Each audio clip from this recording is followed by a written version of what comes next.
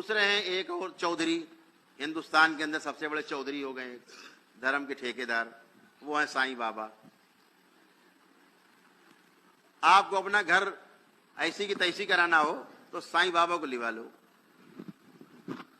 केवल साईं की पूजा करो बस, आपके घर की पूरे कैसी तैसी कर देंगे।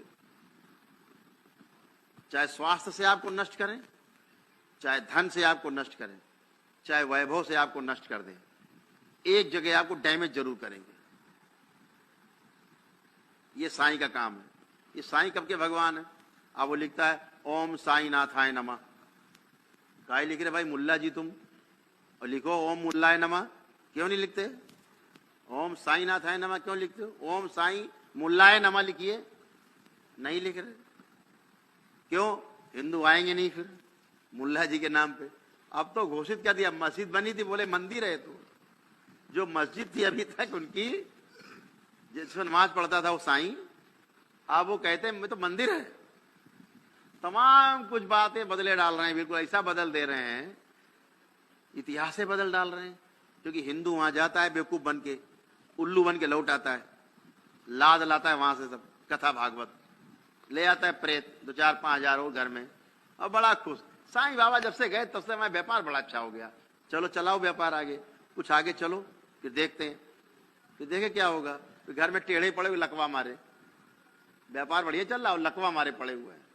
अब खाना खाओ, खाने नहीं खा पा रहे हैं, लकवा है, आगे साईं बाबा। ऐसे तो टेढ़े मेढ़े तमाम असाध्य रोग पैदा होंगे। क्यों? सब गंदगी भरी हुई है, असाध्य गंदगी। तो साईं आई की मूर्ति घर में रखी हो तो पहले चप्पल उठाओ घर की, अपनी चप्पल, और उसको बाहर निकालो, कम से कम 100-150 चप्पल, जब तक चप्पल न टूट जाए तब तक मारो उसे।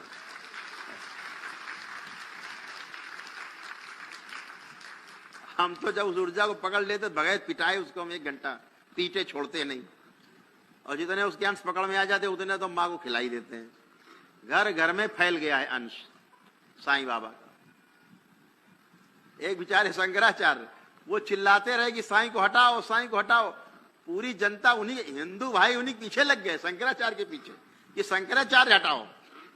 आप बताइए, वो बेचारे चिल्ला चिल्ला के मर गए, उनकी हालत खराब हो गई शंकराचार्य जी की, और हिंदू समाज के लोग हल्ला मचाए रहे। हम तो कहते हैं ना, जो लोग साईं को मानते हैं वो कहते हैं अच्छे मेरे सामने आओ तो हम नंगा कर देंगे 2 मिनट में, पूछ लेंगे तुम्हारी तो ये समस्याएं 25 बैठी हुई हैं, बताओ करो, तुम्हारे साईं बाबा ठीक करे तुमको। यहाँ कहाँ छिपोगे, यहाँ तो नंगे हो जाओगे, यहाँ तो छिपेगा नहीं, सब जगह बेवकूफ बना लो। हाँ हम तो बड़े वो चौधरी बन गए हैं जब से गए वहाँ हैं। तो इनसे बचना है, ये धूर्तों से बचना है, मुल्ला मौलवी मजार दरगाह, इनसे बचना है। ये सब अच्छी एनर्जी नहीं, बिल्कुल अच्छी एनर्जी नहीं, इनसे बचना है। आपने इनको अगरबत्ती दिखाई और याद किया, उन्होंने एंट्री मारी आपके अंदर। दरबार से सारे नियम पूरे करने के बाद आपको जो कवच मिलते हैं दरबार से, सुरक्षा चक्र मिलते हैं, कोई भी हिंदुस्तान के अंदर नहीं, पूरी दुनिया में किसी ताकत नहीं, कोई तांत्रिक ओझा मौलवी झाड़ फूक टोना टोटका करने वाला, कोई बड़े से बड़ा जादूगर, एक प्रेत डालने की हैसियत उसके 7 पुस्तों में नहीं है कि आप में एक प्रेत डाल दे। ये औकात नहीं किसी धरती पर।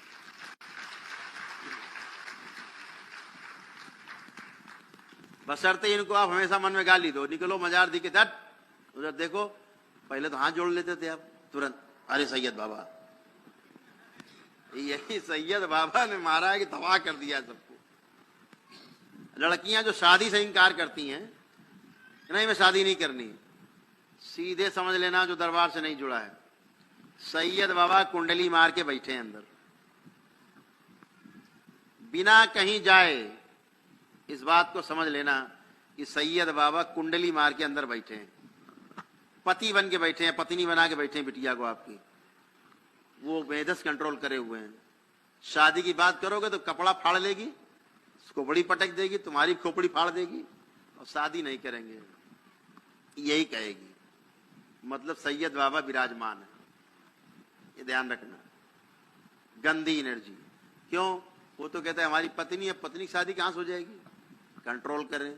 गंदगी फैलाते हैं। एकांत में रखेंगे उसको, एकांत में रखने की स्मृतियां बनी हुई हैं।